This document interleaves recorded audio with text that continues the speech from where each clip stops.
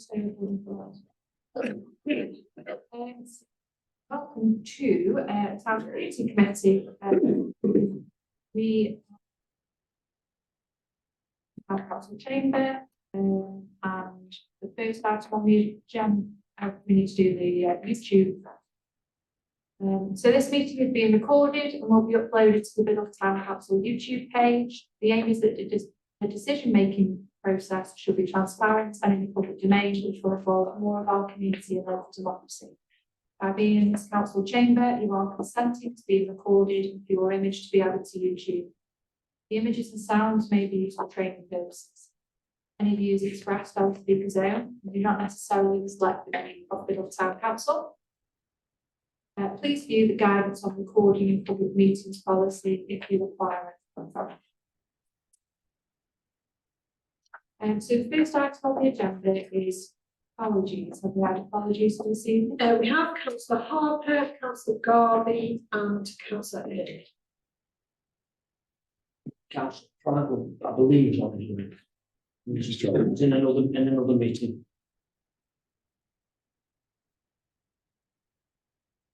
It's item 21, declarations of interest. Does anyone have any disclosable pecuniary interests in dispensations or any other interest related to tonight's agenda?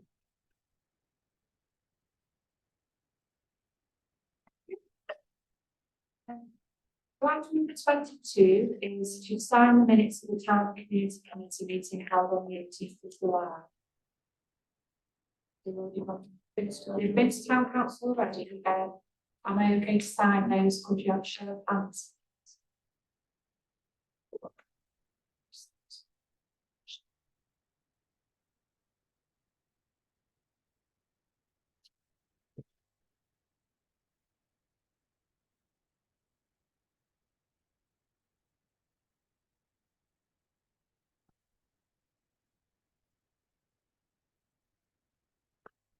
Item B, to receive the notes from the Christmas events working group meeting held on the 5th of July.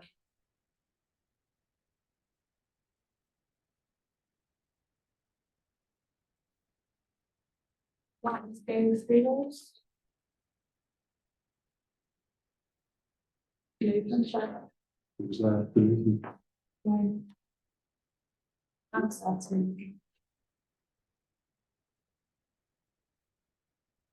I'd like to do those then.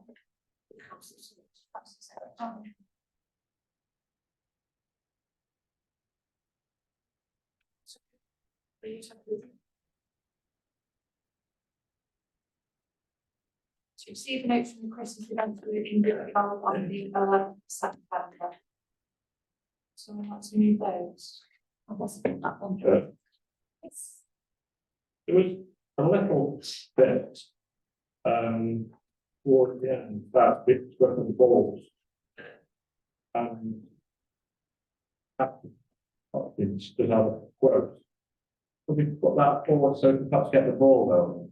Hang on, can we have some clarification? Is this a quote for balls? Yeah. And I'm sorry about this, Councillor. And I said £1.85 plus VAT. Yeah. And that's more than £2.10. If yours was inclusive of VAT. I made a mistake. Through the chair, that was an online quote. This is from Beck Supply. Yeah. Should we have them to the finance agenda? If we could, yeah, I'm just trying to get the ball going, that's all. I know you can't discuss it now, but we need to get the ball going on the ball, like the lights, also like that. Yeah, I'll add that to next week's agenda. That's all I want to do, yeah, thanks. So is everyone happy with the notes from the Christmas events working group?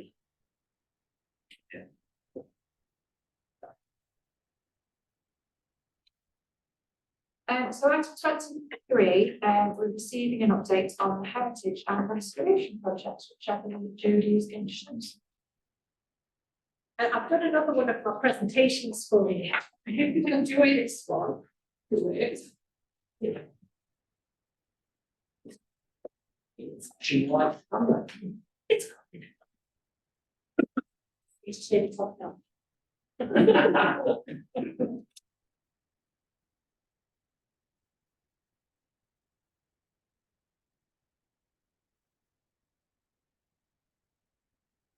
it's not me, I'm not there either.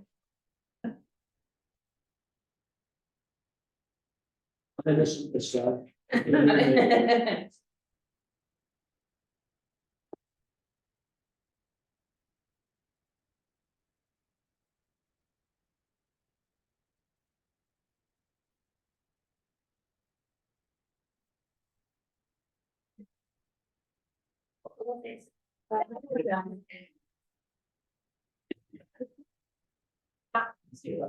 It's options. So for those of you who are not familiar with the Lawns Partnership Board, I've put some information in. So Lawns Partnership Board, I've never sat in one of the meetings, we've sent representatives a bit off for a while, but we have quite a bit of funding historically from Lawns Partnership Board for environmental enhancements. And there is a lot of money which we can bid into, and the board consider our applications. And anything that they grant us has to be matched funding funds. But it is quite a nice way, if we can get the funding from them, of doing heritage and restoration type projects and actually having some costs from them as well. So that's the criteria which is actually on the district council website as regards the sorts of things that partnership board. So these are the sorts of things that we've done in build before. So one of the first things we did when I started was restore this footbridge. So that's on the A527. You'll see most of these things here don't belong to the town council. They're on other people's land or other people's projects, but for whatever reason they haven't been able to move them forward, or we've kind of stepped in to make sure that the restoration either saves it or is a good quality. And then further down A527, just near where the window place is, those the kissing gates and the railings were installed there by us. They are based on Robert Heath's original design for railings. So all the partnership board is. We introduced the notice board at Hall's Road Recreation Ground. And no, sorry, if you go up Tower Hill Road, this well is on the right hand side, and well, it doesn't look quite as shiny and new as this. I do have it cleared out periodically now by the lens, but we had a new section on the right hand side replaced there, and replaced with cobbles, so they need noise to do with that. And these are the projects we will currently have grant offers for, which are outstanding votes. So this is the Overton Road troughs that you go up Overton Road, they're on the right hand side, and Shepherd's Cross is on the left. Quite some years ago, one of the troughs was removed. I gather it's a private water feature now. And so there was a desire to create a replacement trough and to complete some restoration of the finials at the top of that. So we put in a bit of partnership board, and they granted 50% of what we perceived at the time to be the likely cost of that. You'll see in front of that, it's not pretty, but it's a highways bollard, and that was one of the first things that needed to be done in that area before we could do any other work, because there were no bollards there, and people come very fast down the road and forever bouncing forwards. So it was a stipulation by us and by highways that we put those bollards and they're now all the way down that side. It's a project that's gone on for a long time.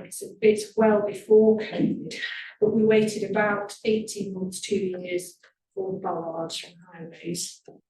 And we were on the list, but it wasn't a priority. And then as COVID came along, that stopped anybody doing any kind of work of that nature. And then our consent that we'd got for listed building consent ran out. So we had to have that redone. And so now we're in a position where, hopefully, touch wood, this project should be completed October, November this year. So that's been cleared again by the landsman. There'll be a concrete base in on the left. I met again with the landowner. It's his wall, and he's got some of the bits of stone. Stonemason's going to make as good a job as he can do of restoring those.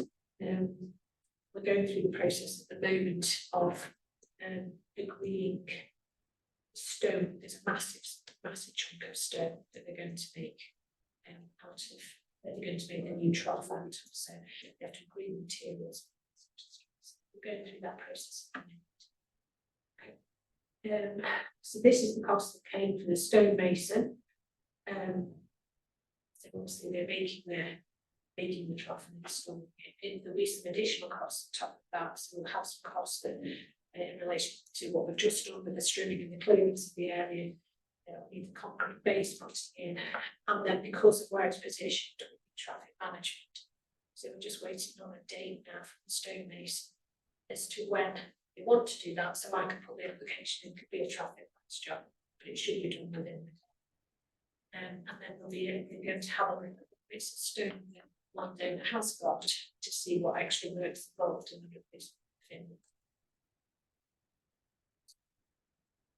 Does the landowner know where this trough is? Did the landowner give permission for the trough to be taken? Yeah. So effectively it's been stolen? But probably 100 years ago. Oh, okay. It's a really, and the people who own it now won't know where it is. Yes. Somebody ran 101 to 40. Do we know that? I think there's a suggestion. I know.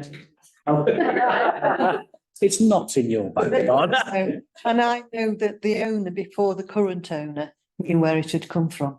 It should be returned, really.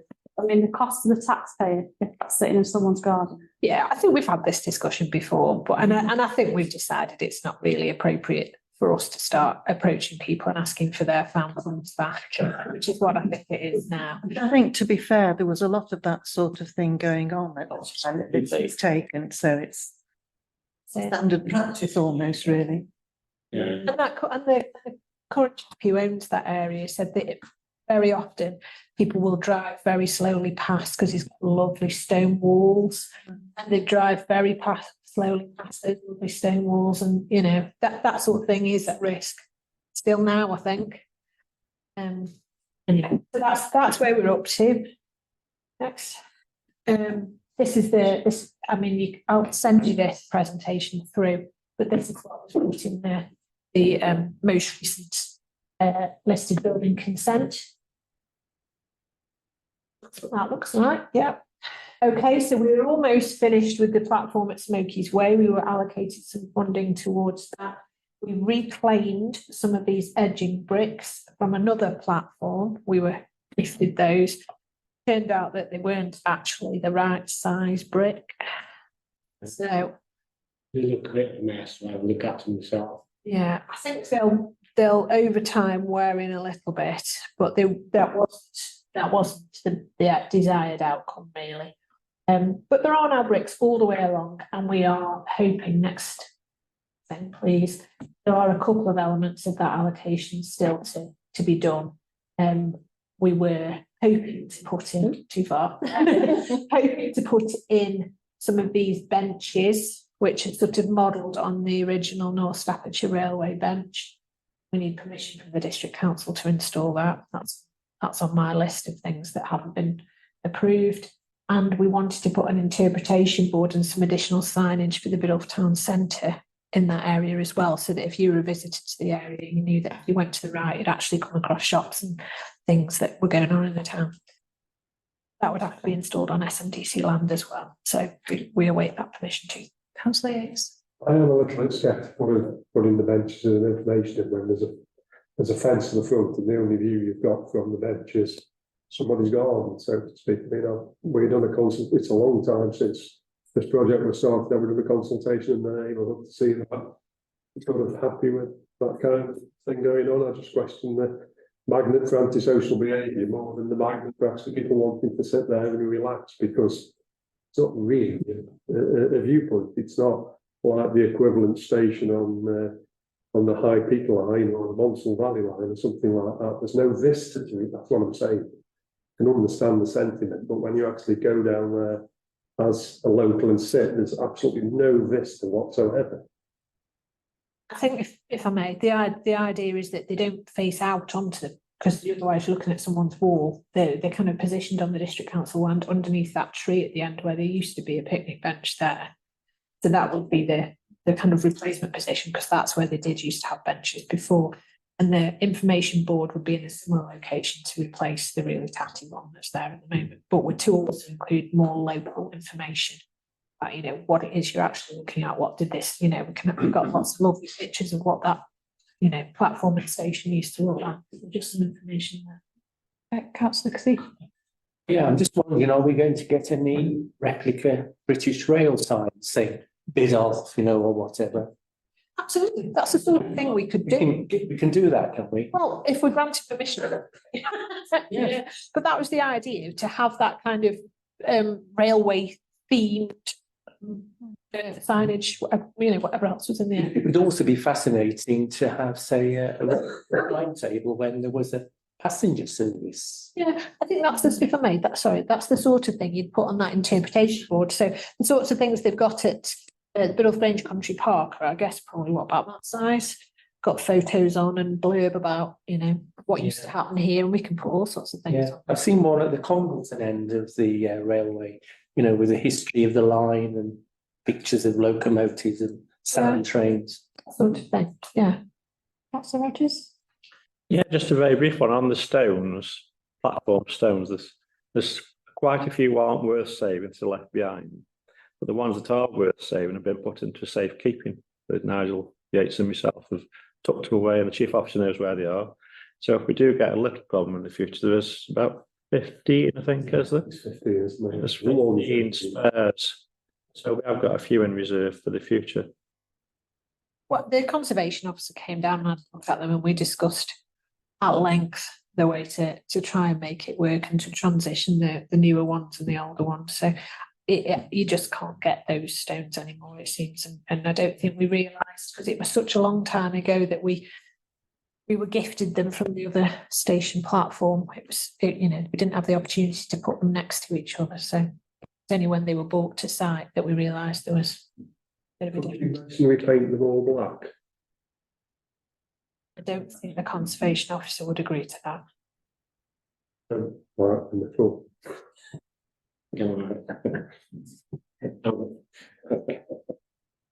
Okay, so that's the two projects. Sorry, Councillor Lawson just wants to. I can't resist. I was going to make a little point of something Councillor Kasiki said. Thought the better of it, but in view of the later point about painting things black, the other must mention both. British Railways had nothing to do with the built station, the passenger service. It was built by the North Staffordshire Railway and then passed into the LMS, following the grouping into the LMS in 1923. It never actually saw passenger service beyond the very early years of the LMS's existence. So if you're going to have signs historically significant, it must be not British Railways. Oh, I was thinking of the traditional 50s style signs. There was no passenger on service the loop there. line. I know, but the loop line had with respect, the loop line had a passenger service. Biddulph Valley line, built initially primarily as a mineral line, only had a very thin passenger service at best. As I say, when the LMS got the hands on it, they, I think, quickly decided to withdraw the public passenger service altogether. So that's just a tiny little point. And the other point is regarding the painting of the bricks, black. And they're not black, they never were black. Black's a relative colour. Oh, thank you. I wasn't saying this. I think they were actually blue. Well, yeah, they've got this Yeah. Blue isn't royal blue, it's the. No. Thank you for indulging me with No that. problem. Thank you. We move on to the next one. Homogeneous would be nice, that's all I'm saying.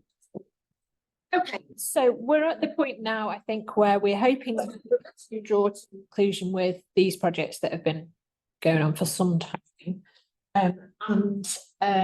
I wanted you to have some thoughts about things that we could make applications to Moorlands Partnership Board for going forward. So we talked in the last meeting of this committee about some sort of art installation at Station Road. So that could be something that we could apply for some funding for if you wanted to do that. We've talked previously about, these are the old railings on the top of Station Road. We talked about doing some restoration. Most of the time be replaced actually, but doing a kind of structural report on the wall and replacing those railings. That could be something that we can consider as a future project. Obviously, we've got a kind of ongoing restoration of Albert. We talked before about the need to do some re-lettering, and we talked previously about potential for a new plaque, haven't we? I'm looking at Councillor Lawton over there. So that could be an option for us as well. There's obviously an element to our town hall frontage project, which is, is a possibility. Obviously, we're celebrating our mining heritage through that project, so that's something that we could think about. Maybe an element of that work could be a Moorlands Partnership Board application. Or obviously any other projects within your wards we could think about as well. It's, we obviously don't have a kind of general fund budget for restoration projects, but we have allocated a chunk of earmarked reserves, which obviously we can also discuss throughout the course of the year. Quite nice while the Moorlands Partnership Board is still going, and I don't know what the longevity of that will be, to kind of have these projects joint funded. Saves us some pennies. Councillor Jackson. Yeah. A little bit of history for some of the newer councillors. I used to sit on the Moorlands Partnership Board, and I gave up on it at the end because, quite frankly, it was framed in such a way that it was all heritage stuff, and it was listed buildings type stuff, and we didn't fit. Biddle didn't fit any of the criteria. And then Hilda took over the chairmanship of it and changed it all around so that it was. So, credit to Hilda when she took over the chairmanship, and we have now been able to tap into this fund, but for years and years we weren't eligible for any. Just on the frontage one, if we went down the route of that, I'm not sure what the limit is for Moorlands Partnership Fund. It's not massive, is it? No, it's not massive. And we would have to 50% match fund that, or if we went through shared prosperity fund for that, it would be looking at 80% for them and 20% for us, would we not? So I think it'd muddy the waters if we went for Moorlands Partnership funding for the front of the town hall. That was all really. The only reason I mentioned it there is I wondered whether it might be necessary for us to sort of use different funding streams for, potentially different aspects. It's complicated for me. It also, absolutely right.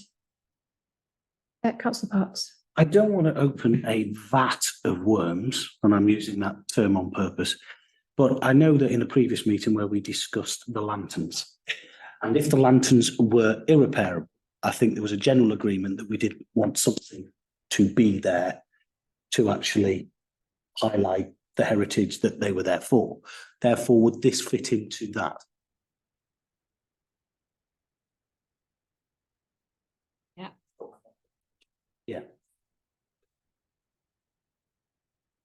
The lanterns are on the Finance Strategy Management Committee agenda next week. That could be something you want to bear in mind for that discussion. When they come to when they come to finance, are we getting a report on getting a quote to repair? Will we see that before? Yeah.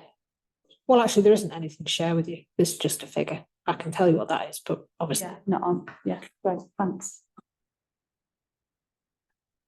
Further ideas for projects? Yeah, I'd rather support the railings on Station Road because I think they haven't had any attention for many years. I'd rather support that than a seat, I believe, costing £11,000 as an art project. And then obviously the wall could be sorted out as well because that's falling to bits. I don't think necessarily we need to choose one thing or another. We can put, if you like all of those options, we put bids in, multiple bids in. There's been times in the past where we've had 3 or 4 things, and we've obviously got 2 running at the moment. But so if you liked any of those, we could work that up in a bit more detail. Happy to do that. So I would support the art project because the original design from Station Road, which is going back years now, before this administration, probably even before the last full council administration, you're getting on for like 10 years. The aim was always to have an art installation in that circle, and still getting on for a decade, we haven't decided what the art installation will be in that circle, and that was part of the original design, and that we've got to push ahead with an art installation in that. Otherwise, the whole design of the area falls on its backside. We've just got 3 concrete circles, might as well not have bothered. Looking at the fact that you've repaired footbridge styles, there is a style that the old farm workers stroke miners track down at Marsh Green, which is frankly rotten at the base and actually quite dangerous. It's beyond the footbridge. Do you know what I mean? In the dip, you go across the field and there's a footbridge and then there's a style. It's it wants replacing completely. I don't know whether that would fit in with that, but it really is a heritage footpath. It's an old farm workers track. It's still heavy, and it's a beautiful part of the fiddle, but frankly, it's quite dodgy to say the least at this moment in time. Yeah, on the definitive map. Yes, there's a Should be county council.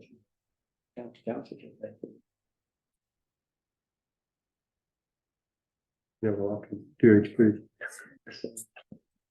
The same vein, would it be an idea to look at the Over Halls Road?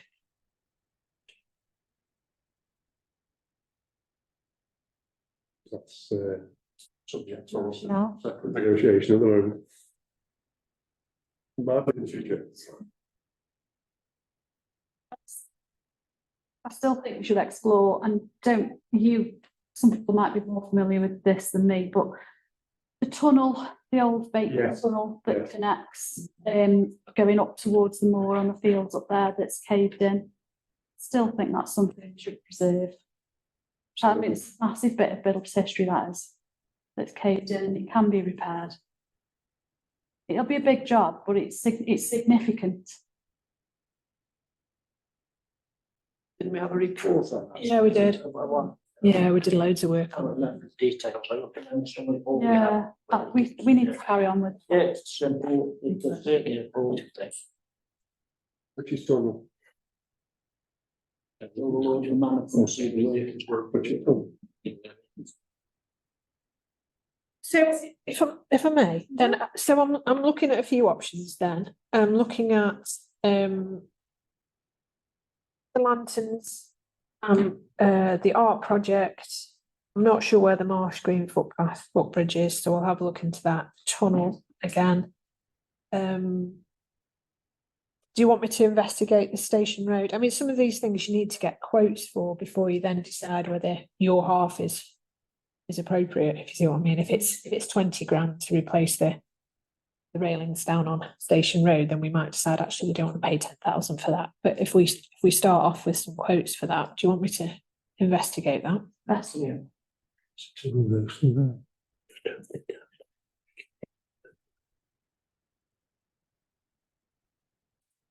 Any more on heritage restoration projects?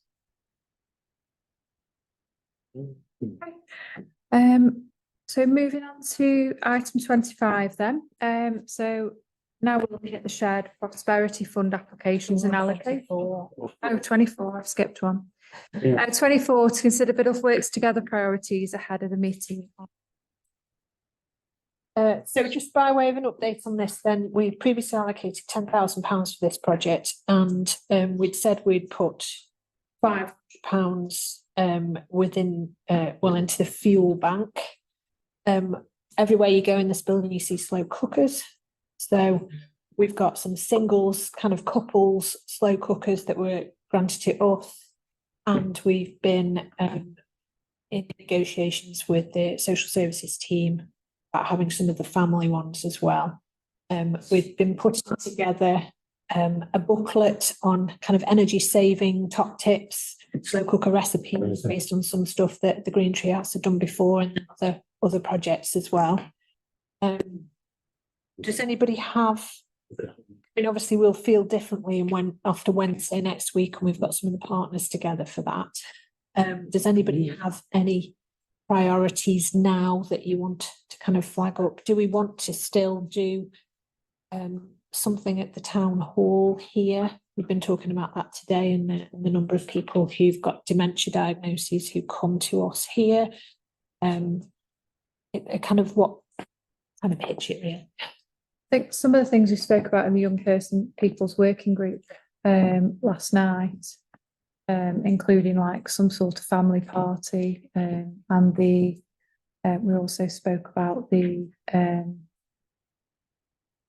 children's Christmas presents and things. Maybe that, you know, if we do have spare funding, that we might be able to possibly put something towards that. Councillor Rogers. Yeah, it's a strange one, really. I mean, there's certain things like dementia very needed, but there's other certain aspects of it. We don't really know what the need is at the moment, but we've got to be there ready for it, haven't we? So it's an awkward one to call at the moment. I think there was, without sounding harsh, really, I think last winter there was a certain aspect of the community that wasn't being used, perhaps because it wasn't there. You know, I won't mention names, but certain people who were trying to help the community weren't getting the demand they thought they would. So how do you call it? It's a bit of a difficult one, really. I think it's only going to get worse, unfortunately. Times get harder, but you don't want too many people doing the same thing. We need to work together instead of, well, they're doing that, but we're going to do this. It's a bit of a strange one, really. So that whatever's out there is well used, not somebody. There's a few people going there, there's a few people going there, there's a few people going there. It's a strange one, really. I don't know. Okay. I thought it was quite a cohesive programme. I think there was something on each day, and we kind of avoided replication of I don't think there were any. There was nothing that we funded that was underused. So No, but I know there's certain ones. That's what I'm saying.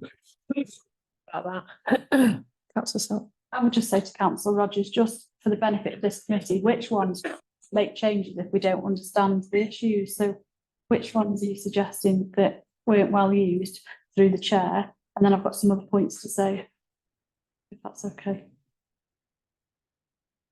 I know when I was living food, we got that much food, didn't know what to do with it, certain outlets had. And I thought it was a shame. And there was other people out there crying out for food, but they didn't realise it was there to be had. You've got to get out to the community and saying that it's available. How you do that, I don't really know.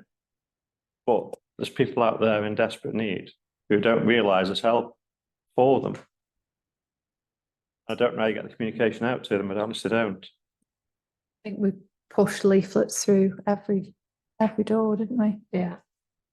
Last year, would we plan on doing something similar this year? I think so. And in the Biddulph, yeah.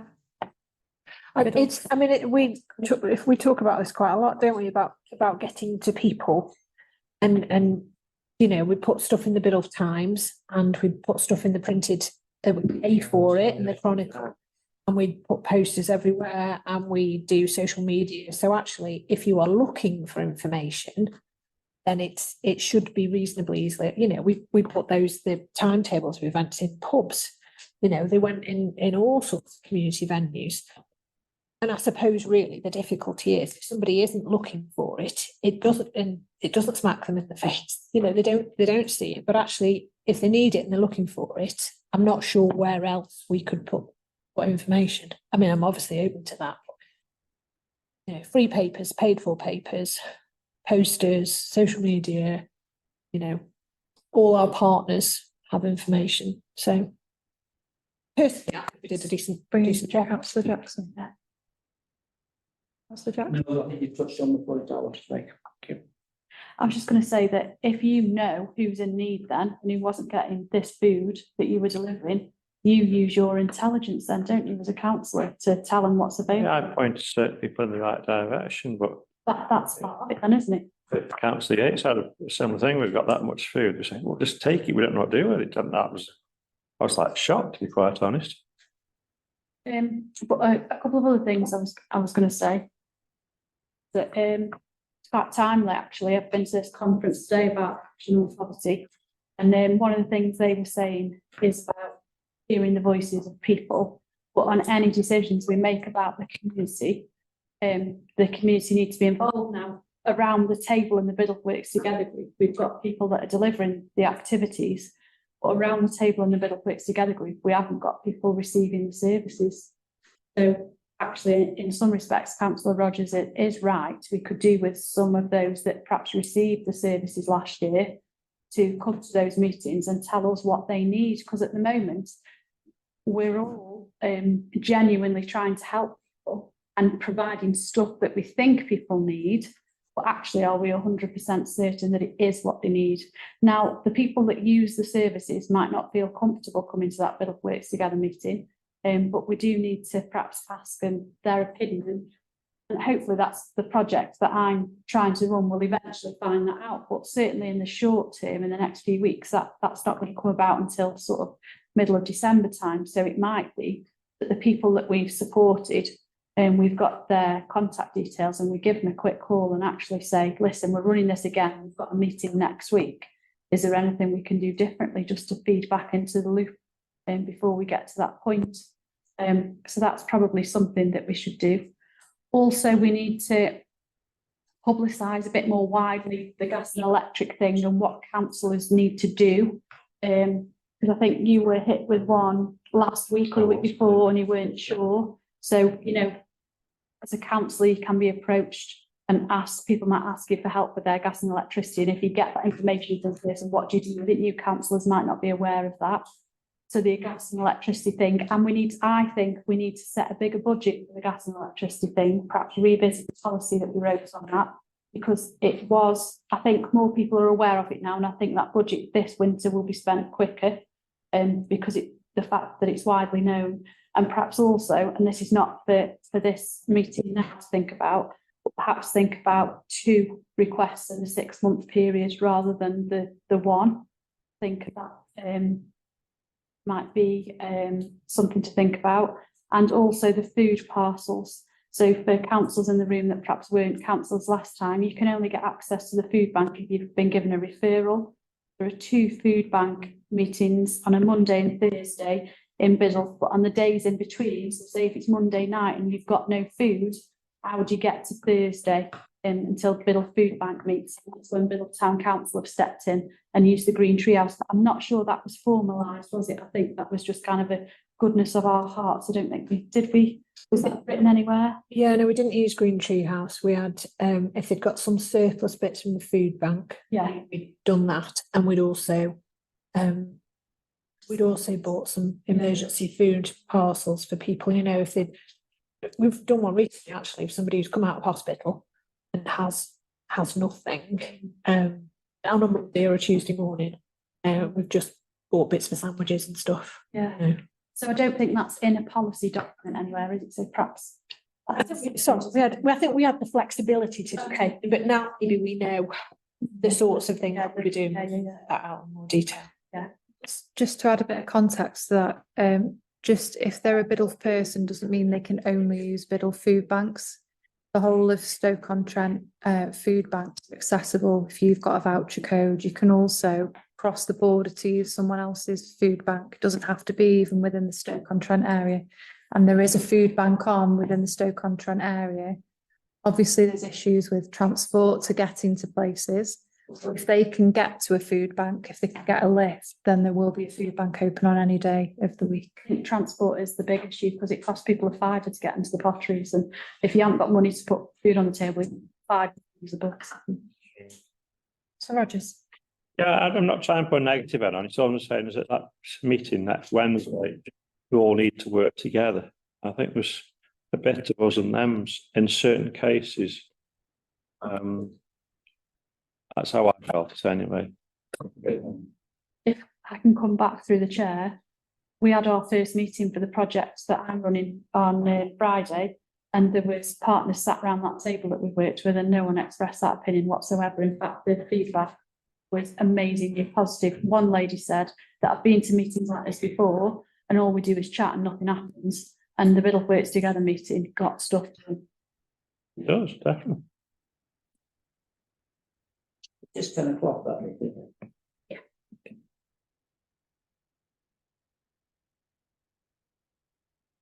So if we got anything, did you have any suggestions for priorities?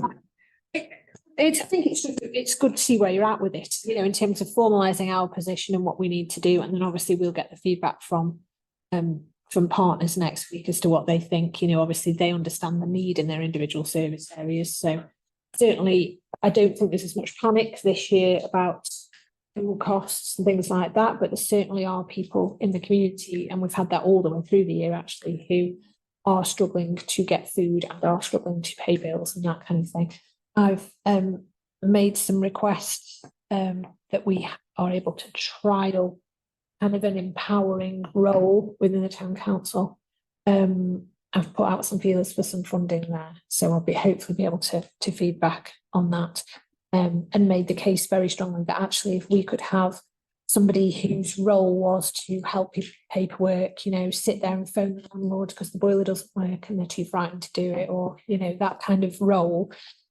Actually you could end up spending 4 weeks with somebody, not solidly, but, you know, making those phone calls, completing that paperwork, and then that would set them up really well. You move on to the next person, it avoids a social care intervention, which actually I think would be really positive. So I think it would be something that would be important to try, and referrals could come from the Biddle Works Together group.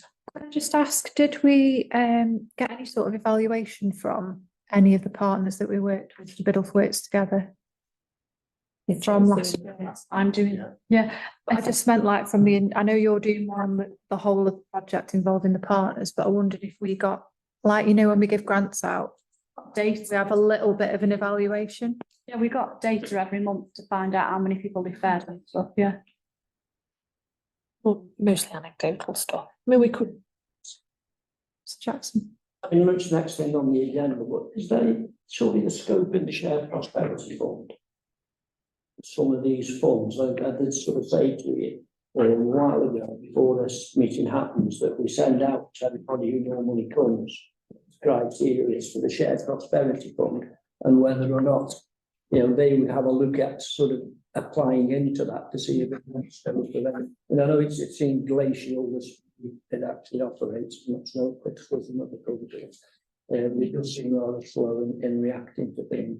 And I can remember we had a meeting in here, there was a Zoom meeting, and we were asking the previous administration on SMDC to step up to the plate and help with the cost of living crisis. I mean, there wasn't much that came back from that, was there? So I just wondered, Sarah, whether we could sort of spread the load a little bit and perhaps get a bit more money into the town through shared prosperity. I have read the criteria, and I, you know, I mean, I was part of the market towns, and I suggested putting a tax strip on top of the to make it look a bit more like a market town, but that doesn't happen. But you know, you do with some of these funds, you have to be a bit of a chameleon, and you know, you have to, you know, change to adapt to what the criteria is of the fund. So just wondering whether, you know, we should be doing that, whether, you know, trying to get a little bit more money from the outside into these groups, or into our pot that goes to it. That would be a much sensible way of doing it. The town council, sort of the fund holder, already poo-pooed the idea before and they wouldn't allow it. But that's the way to go forward, because we're actually doing it. And SMDC used the Biddle Works Together thing. Everybody was complimentary about how we panned it out and how there was something happening on every single day. And SMDC was very complimentary about that.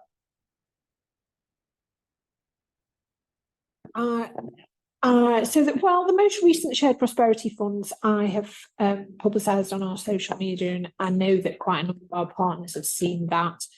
I know what you're saying about being creative about that. I'm struggling to see how the current pots could be used for that sort of activity, and previously we've been told that we can't, as a town council, have that pot of money and then dish it out to others. We would have to use that, you see. And well, some of That's to me, that's the sensible way to go forward. Yeah. But, you know, we're a gold star council. Councillor Yates, did you want to come in? Yeah, there's two things. I mean, the shared prosperity fund really does disappoint me with the restrictions of the criteria. I mean, I was looking at the first slide. I don't know if you're going through the slide presentation, but just moving on to this, to the information which you put back. And there's a tick box saying community measures to reduce the cost of living through, including through measures to improve energy efficiency and combat fuel poverty and climate change. What the combat fuel, and it says at the top, opportunities to apply for a feasibility study. We've gone through the feasibility study stage in the context that we've set up the working together fund, so it's the funding which needs that. I hope, you know, collectively, that there's some news coming from Stafford Moorlands very soon on grants to support the community through the cost of living. That's just being worked up at this moment in time, but we're looking at the shared prosperity fund as an opportunity. It's just, and to me, that's a missed opportunity. That sort of supports people who haven't got their act together and penalises all, you know, ourselves who really haven't got our act together and they're just looking to support the community going forward. It's a struggle to see criteria. If you go on the district council website, there's still a section which is the cost of living hub. That seems to be much of an opportunity for organisations to apply on that section. But I have just gone on their welcoming spaces document, and every one of those is in Biddle, apart from two at the bottom, one at Hartington Village Hall and one at Western Village Hall. And then the 2 pages of the Word document are our projects that we run with partners in Biddle. So there's obviously a need for it in staff, but I can't see at the moment that there's tapping into any funding for that. So maybe that's the question to ask. Maybe district councillors can. That's the question. Okay, on the outside, finding bullets. So I think that moves us on quite nicely to shared prosperity fund applications.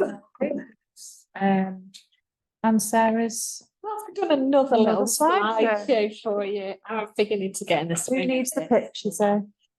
Well, I tried. Oh no, it's fine.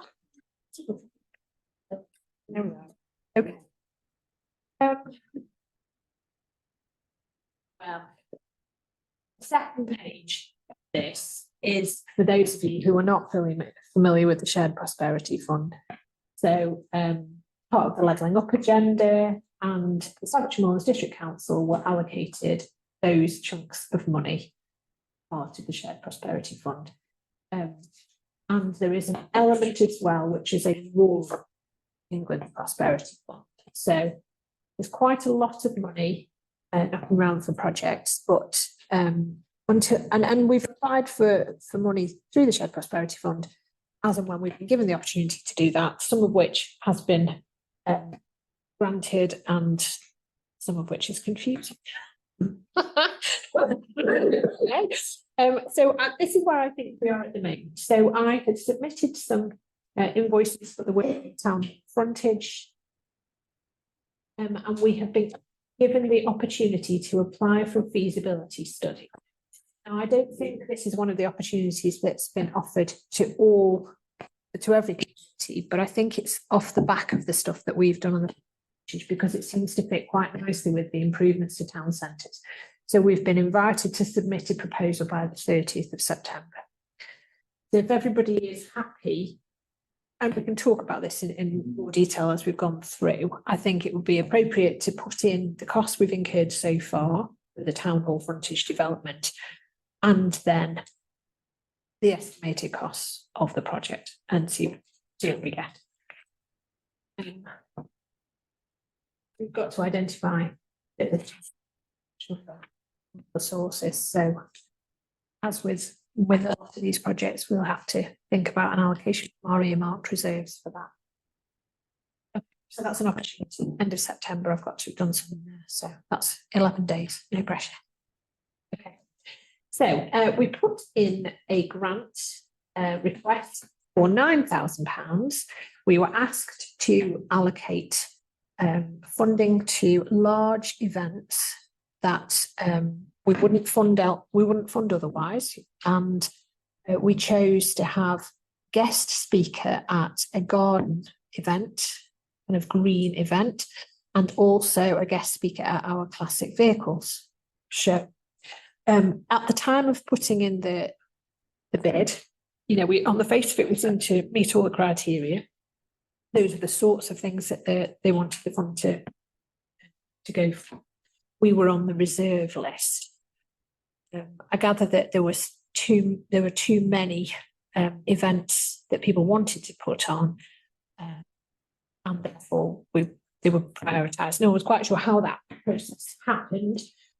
And then we've had a request in the past week to say that we've now been allocated £4,000, and they realise that the time has passed for both of the opportunities that we wanted to spend the money, but would we consider spending it again, essentially on guest speakers, I guess, at events next year.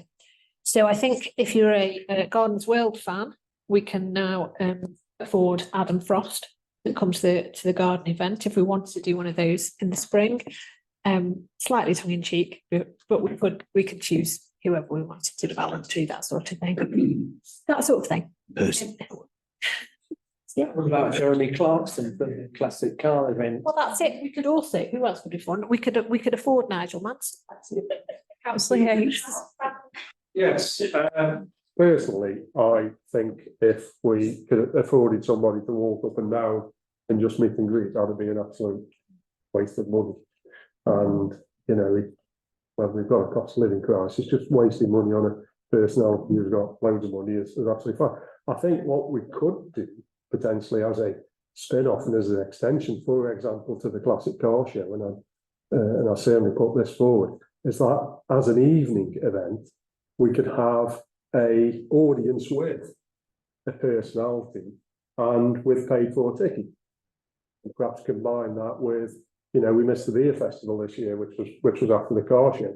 So where it becomes a catalyst for generating funds to finance the next event, which becomes a catalyst for generating funds to finance the next event. And I think that this would act as seed funding, which would be a high profile event piggybacking on the back of a current high profile event, to extend it into the evening, which actually generates an ongoing events program. Because the problem with supporting events programs is the initial event is pure cost and the risk of not getting it back. Whereas this would be self-perpetuating, and instead of being a one-off event which disappears like a puff of smoke, it would allow us to do a series of events through 2024. And I think that would be a very beneficial and sustainable benefit and use of the shared prosperity fund. And I'd also go so far as saying is that would potentially allow us to dip a toe in the water to see if this is a sustainable thing for go on potentially year on year on year, because we've got the seed funding generates, because seed funding grows, and also it gives us the confidence to actually do things which are, if not bigger, but certainly better and slightly more ambitious to put forward programs together, which is to the benefit of the economy within the town centre. So I would fully support an audience with as a seed project. I would certainly not support wasting money for walking around, meet and greet and doff your cap. I don't think it was ever the intention that it was walking around, meet or greet. No. Well, I put the application in, No, it was never that. no. The intention was that the speaker here had a draw to the town hall, which would either be a new event, which would be the garden festival event, or an enhancement to the current event.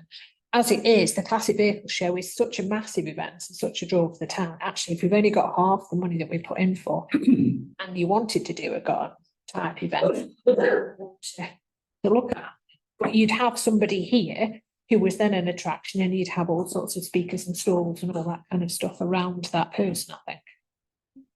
Just got Councillor Jackson and Councillor Kasiki.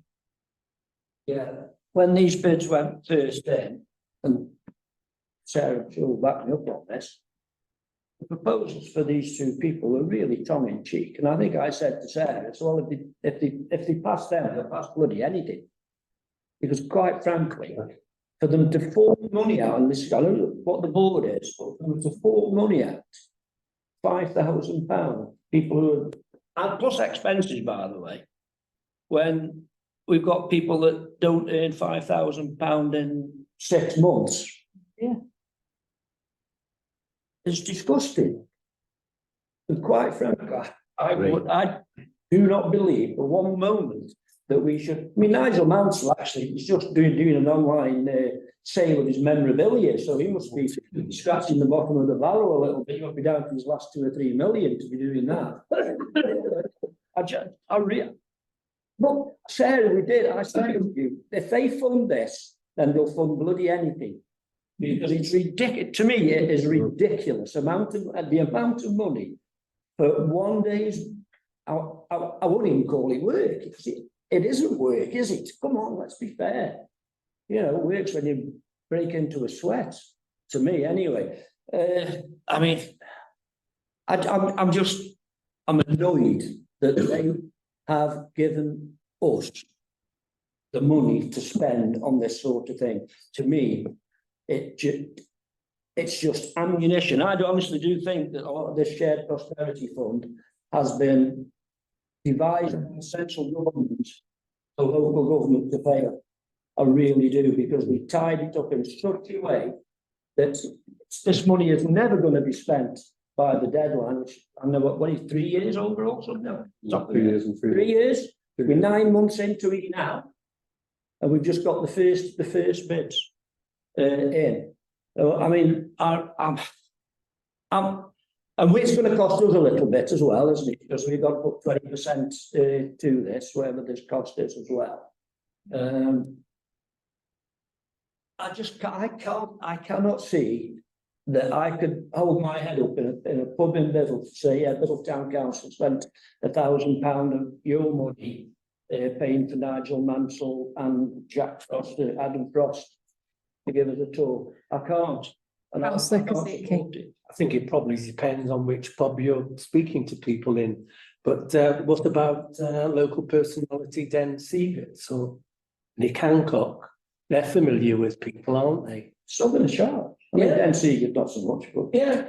But also, were you happy with coverage of the classic car event? Because I've seen the coverage, obviously, in the Chronicle, but I don't recall anything in the Sentinel.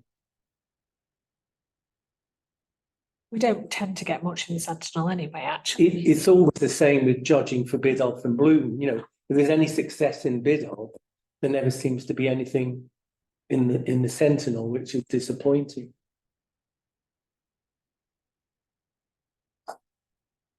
Yeah, I've got mixed feelings on this, but the audience width, I think, could be beneficial for Biddulph. If you had like an audience with, I don't know, gardeners to be fair, at the town hall, working with Biddulph and Bloom, I think you'd have a massive draw and take a lot of money, which could be put back in the town via Biddulph and Bloom and town council. So on that way, it could work. On the classic car show, be a bit careful as one of the organisers of it, but there was talk of possibly Nigel Mansell coming along. Joe was working on that.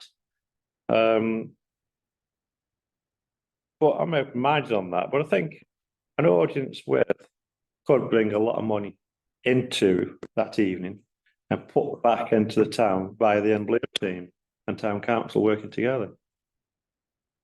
Thanks. So, I do agree with Nigel, but it's got to be something that seeds future events, because that is all about building for the future and shared prosperity. So it has got to be something. If it builds for the future, I'll support it. If it's a one-off and we've got no future plan to use whatever income we make from that to seed fund future events, then I can't support it. But in terms of who we invite, in terms of money and the car show, bigger than Nigel Mansell in the classic car world, especially if you speak to younger people that do tip up to that event. I couldn't come this year because I wasn't in the country, but are all the YouTube personalities that do all the classic car videos followings of hundreds of thousands. And they've got their own kind of shops and everything. James has got some of the gear for a couple of the guys that he watches, and they put out videos all the time. I don't think it needs to necessarily be a racing driver. I think we could, for that one, get quite a few YouTubers. There's some chap called Hubnut, that's who James follows, yeah. who has millions of followers, Yeah. and goes to all the classic car shows. He doesn't get paid to do any of them. He walks around, he talks, because he gets his money by posting a new YouTube video. Yeah. So I think if you want to think about inviting people, I do think, I don't think we spend it on one bloke, Nigel Mansell from the 80s and early 90s, that not many people would remember now, especially if you want to attract a wider audience, because this is all about building prosperity and not just hitting one particular group of people. And having a racing driver or a gardener is going to hit a particular group of people, and we need to go beyond. And also, my worry is, even if we did charge, and this is what always happens, you get these special events on, and thinking about Biddulph Works Together, it's never the poor people that can go unless you do some kind of discounted ticketing scheme. It's rare that the poor people come to the pantomimes. It's rare that the poor people will end up at the circus. You don't get any poor people going up to the what do you call it? Oh my God, Biddulph Hall, except I paid for one person to do that this time. The opportunities have got to be for everybody in the town, not just a select group of people that can pay 15 or 20 quid to come to a pie and peas supper, because people cannot afford 15 quid for the gas and electric. It's got to be for everybody. Absolutely, do you want to come back? Yes, I would like to, put a proposal forward that we do use it for an audience with type, which allows us to use the C funding to give a professional programme and to integrate new revenue. I do take on board what Councillor Salt actually said, and that's something which troubled me in my year as a deputy mayor, thinking forward for the following year, because you want to generate enough revenue to run events and keep things going, but you've got to, it is something which we have to sort of consider how we get that benefit across. It's a very difficult one, but in some respects, they have to be charged for to generate an income to sort of move it forward, but it's getting that balance right, isn't it? But I certainly think that we should accept this on the basis of running an additional event which allows us to generate revenue to give a degree of momentum, so that it isn't a one-off. It's something which certainly can financially run through the 12 months, and hopefully beyond, for the benefit not only of bringing people into the town centre, but the nighttime economy which feeds our people coming into the town centre, which surely is what the Shared Prosperity Fund is trying to aim, the growth in the economy. Would you summarise that into a sentence, if that's a proposal? Yes, my proposal is to accept this money for an audience with as an add-on to an existing event like the car show, so that we can generate ongoing revenue to support the town centre nighttime economy. I don't think it would work as part of the car show if it's an audience with. Exactly. So it would need to be a new event. Yes. A spring type event. Because that's what, at the moment, obviously we've got festival stuff throughout the summer. We've got September's the car show, we've got Christmas light switch on November. Missing is a springtime event. For the real Santa. Yeah. Something that's just come to my mind is there a local person who does like a bargain hunt type thing that's from this local area? I'm sure there is. Yeah, it was. There's Knox who is the ambassador for. Well, the guy last night on the new series of Salvage Hunters is local to here, Malco. There is a local guy who does like an auctioneer locally that. Simon's, I know his other name. He's on Bedding Room. Adam Park as well. That's exactly what I was thinking of. Maybe something like that might fit into that, And it's an interactive event that people could The bring. principal stands are use it for seed funding for an audience group to generate revenue for a perpetual series of events. We got a seconder for Nigel's proposal. I'd like to, please. Okay, councillor Lawson seconded. All in favour of putting that forward? Anyone not in favour? Anyone against? Any abstentions? So he's not on the committee. Okay, that's all right then. Rick Knowles as the ambassador for Moorcroft. Very much into his spot. Yeah, he did a lot at Stoke. Yeah. Okay, so one of the things that we talked about quite a while ago was trying to update some of the evidence from the neighbourhood plan, and part of that was around understanding older people's needs. And we, anyone who was at not the most recent tea with the town council, but the one before that, will have had some discussions with the attendees there who were all very concerned about the fact that there wasn't supported housing for older people in the Biddulph area. So I think we obviously the way that we apply for these shared prosperity pots is to try and match our aspirations to the requirements of the pot. Obviously, we have quite a number of aspirations, so that's the kind of brief that I've got there.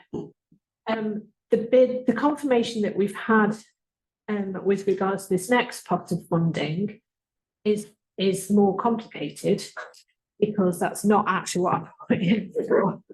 Yeah. We have a updated housing needs assessment, and then as part of that work, we would do some consultation with older people about their requirements. Now, they don't want us to do the housing needs assessment work, which we could do because we are, have a planning status to go to our neighbourhood plan. They would like us to well, you can see on there.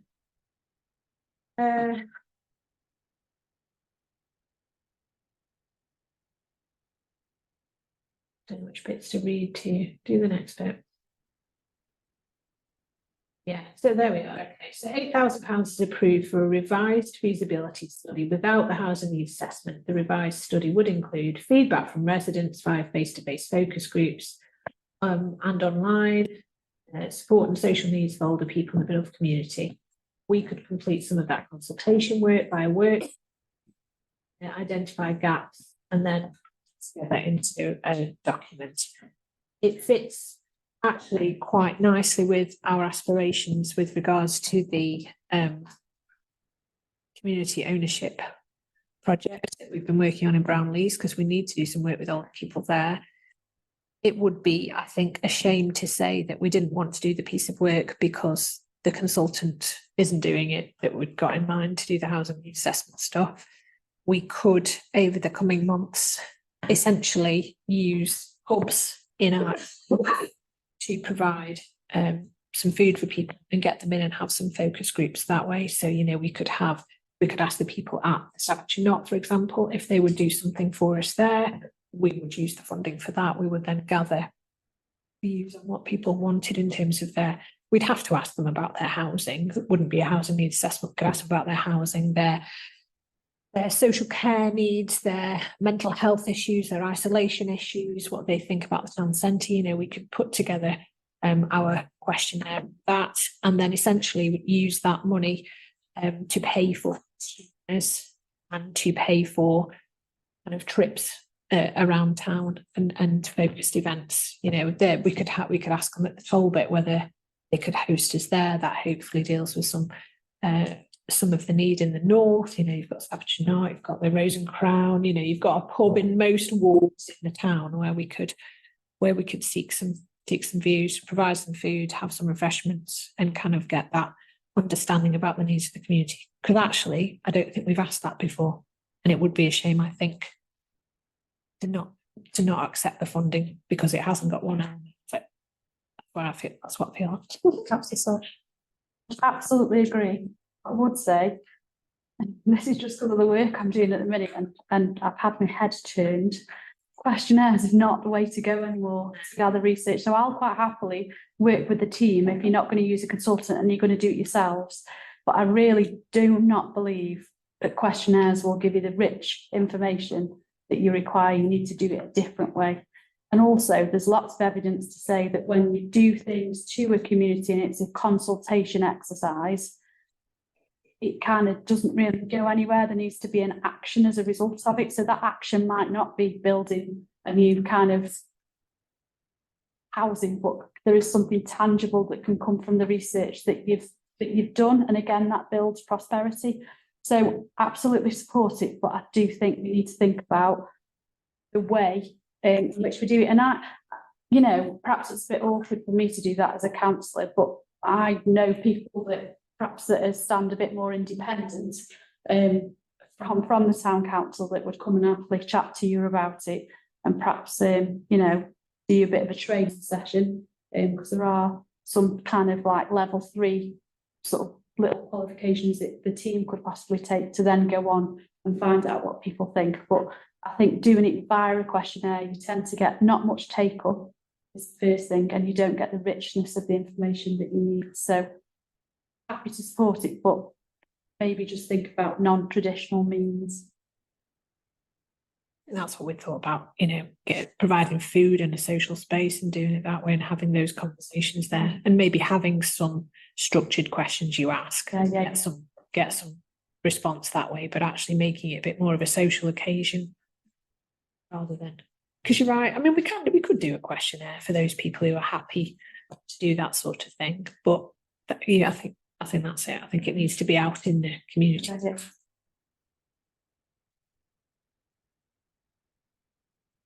We're happy to do that. What's proposed? Propose. Second that. Okay, we're happy to go forward with that. Okay, nearly there. So these are the 2 new. This is what I've advertised. That's come through the past week or so. So there is funding which they're calling community infrastructure grants. So funding can be used to fund community spaces such as village halls, libraries or community centres for local civil society and community groups to use. Maximum grant per organisation is £40,000. The project cost is at least £50,000. So I think that's something that we could use for our town hall development. Absolutely. Unless anybody had any other ideas. I need to read this. I don't think we can put in more than one application actually. So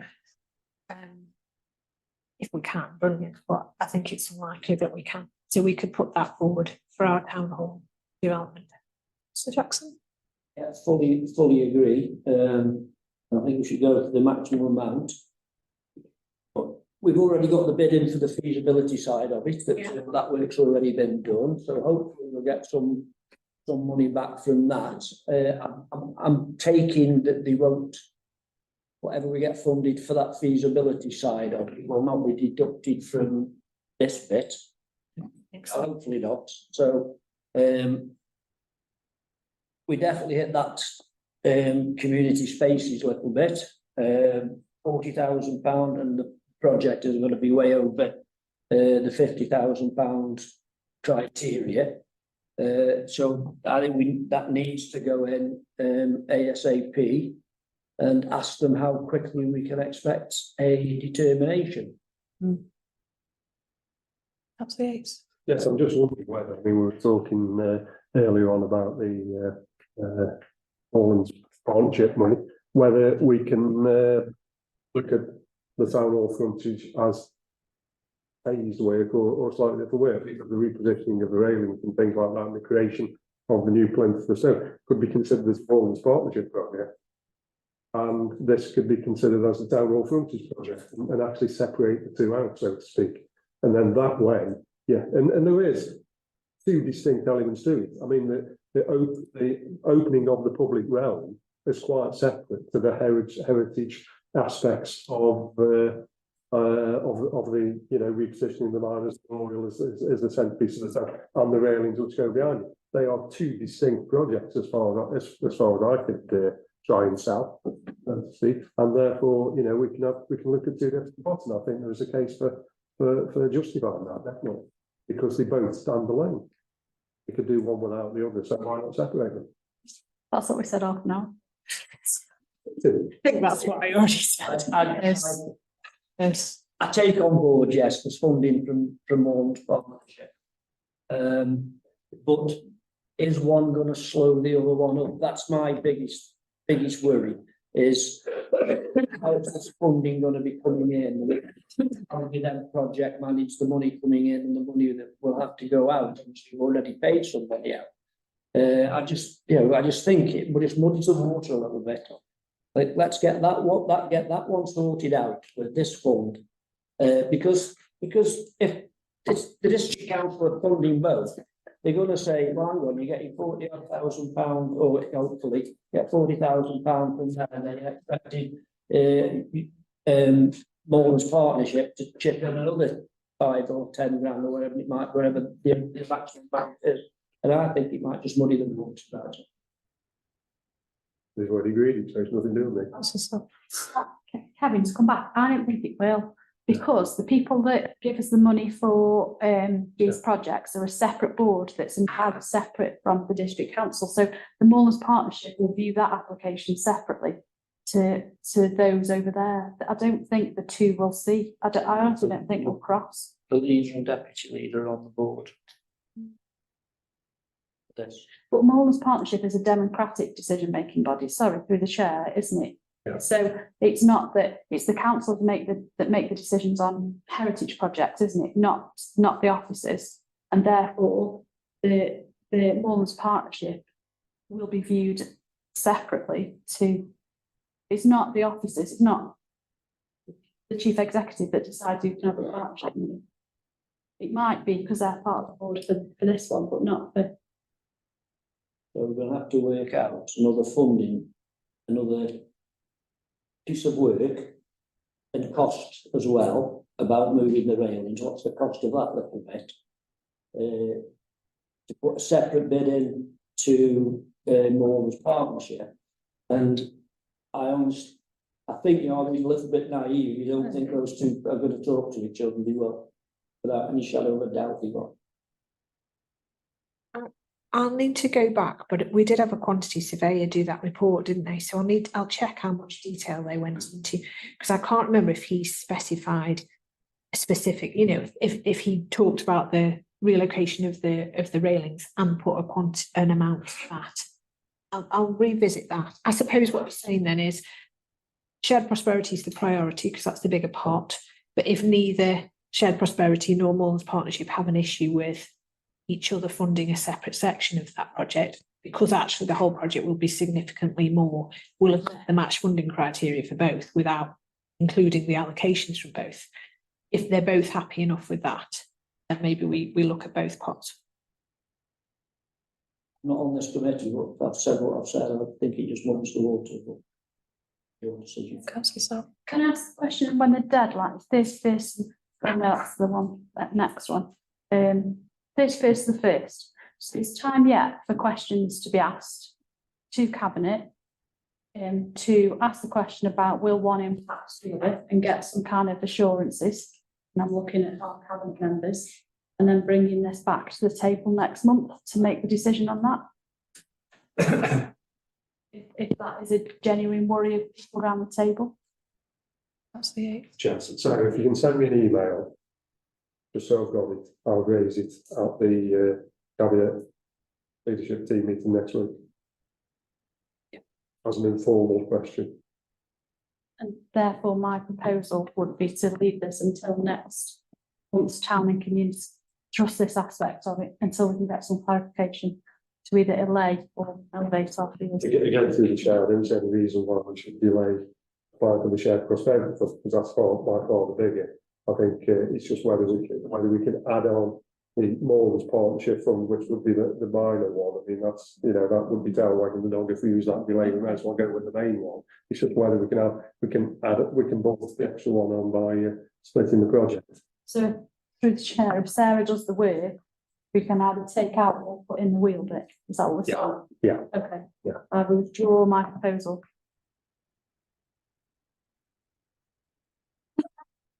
Are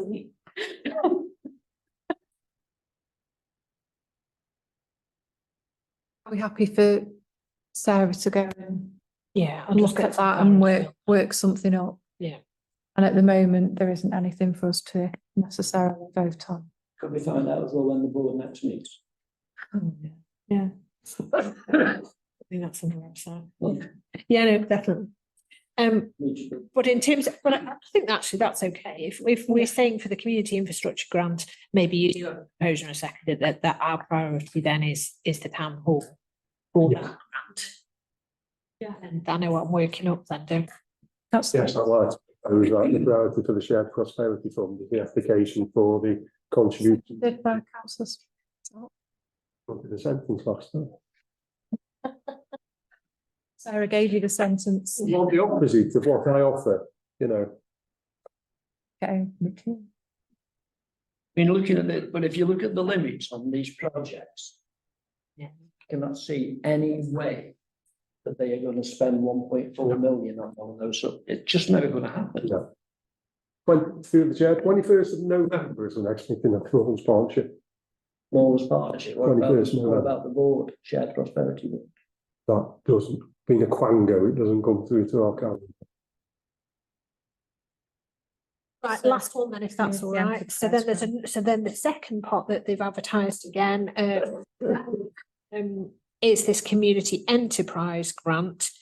Now, it strikes me that this one would be quite useful for our Brown Lees project, if we can get that up and running. Obviously, one of our aspirations is to set up new businesses there and opportunities for businesses. So if you permit me the opportunity to work that up in greater detail with regards to that project, I think we fit the criteria there. I would propose that, Chair. Second that. All in favour? Are we doing that as a feasibility study? The cost for a feasibility study rather than the cost of actually doing what we're going to be thinking of doing?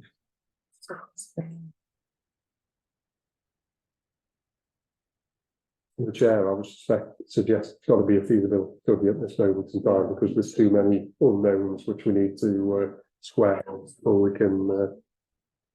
And that amount of money is for works to actually make that happen. And that is not really going to touch the sides of the cost of that project, is it? Is there a way of using any of that funding to support like a shared workspace or somewhere where we could encourage home businesses to be able to have a high street presence where front could be used and multiple small businesses could use it within? I know they did trial it a few years ago, a bit further down in the old insurance place. But I think primarily that might not have been that successful because it was located right down the bottom.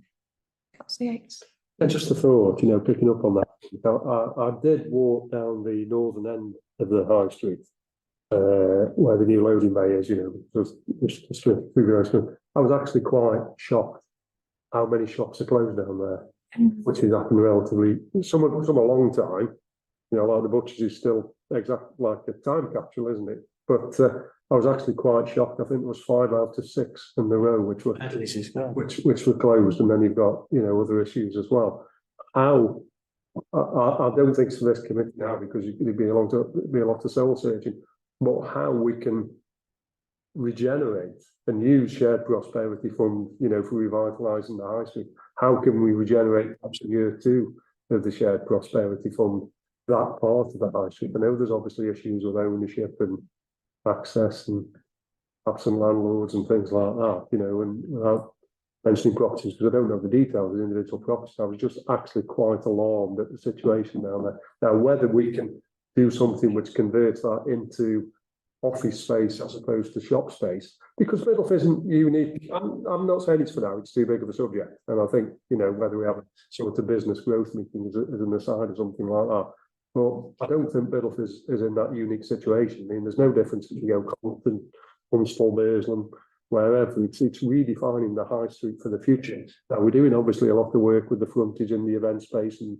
bringing people in because we want things to happen in the town centre. But that would still leave the north part of the high street as an outlier. And I think that's something which, going forward over the next month, certainly within this council year, we should be planning for next year to see what we can be doing and if we can use the shared prosperity fund to do that. Now, whether there is scope for applying for a feasibility study for that work and get an outside consultant in to sort of say this is what happened elsewhere, or this is an option which you've got.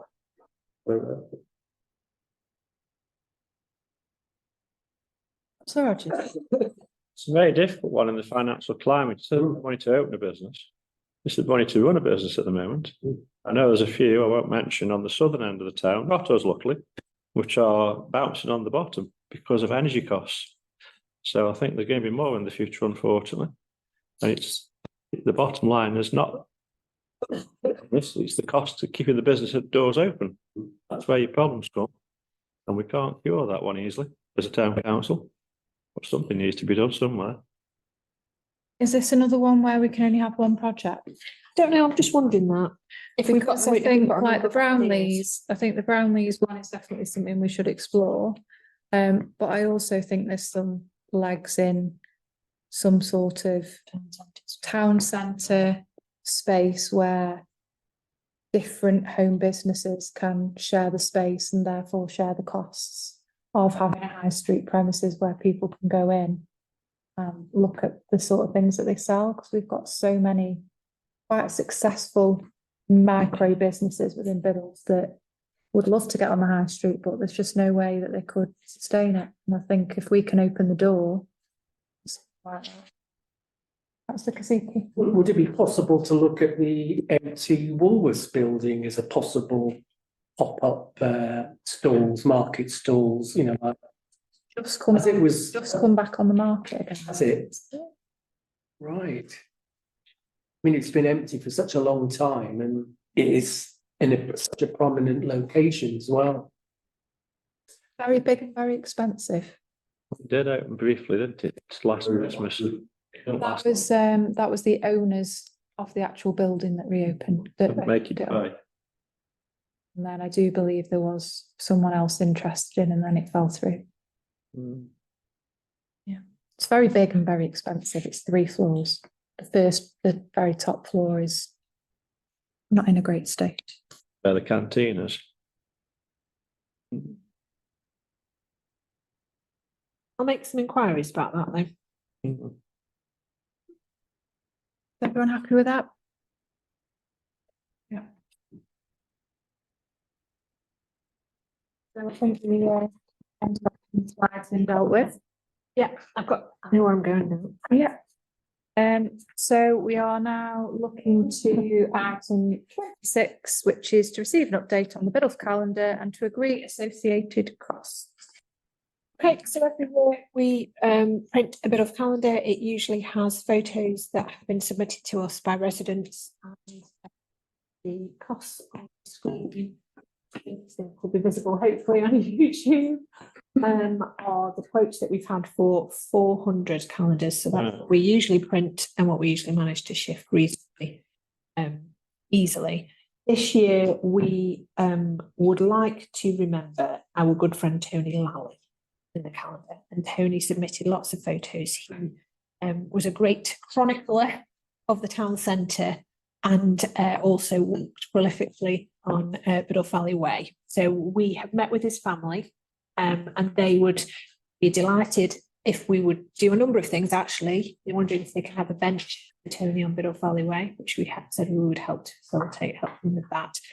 And we talked about whether we could display some of his photos over coming months and maybe remember him in other ways as well, through perhaps printing some of his art.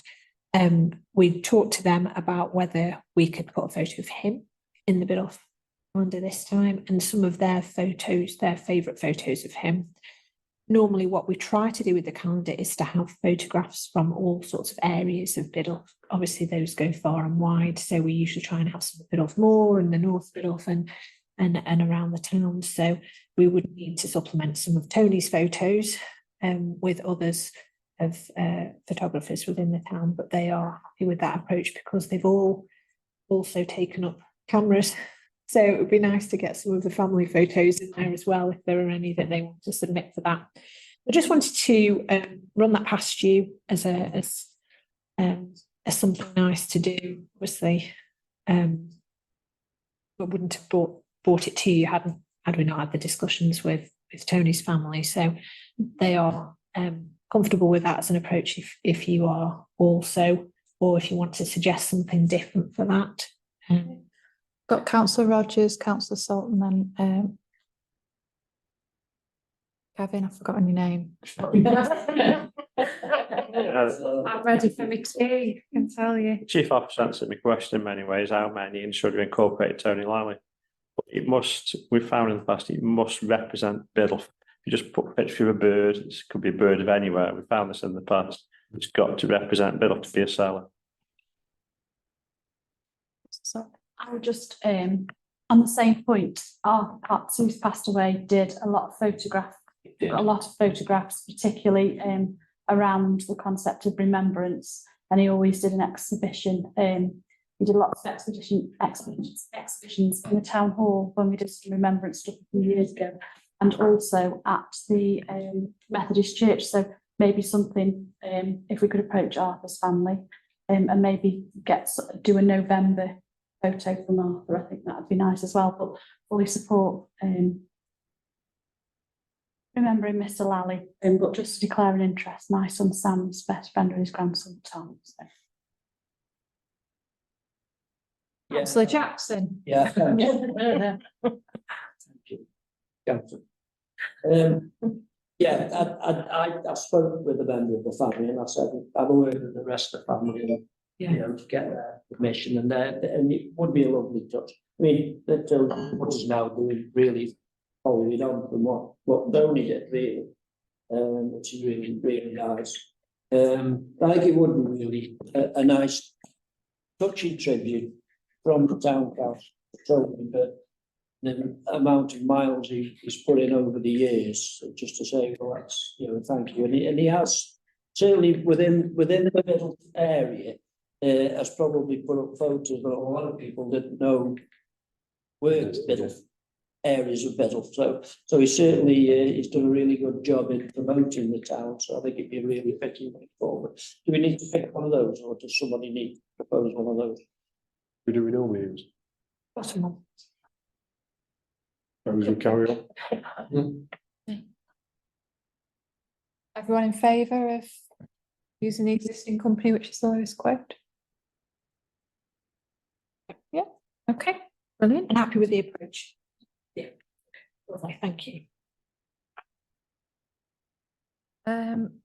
So we are now closing the meeting to the public. Accordance with the Public Bodies Admission to Meetings Act, the council is to determine which items, if any, should be taken with the public excluded. And there is one item to follow on that portion of the agenda. So thank you for attending the meeting.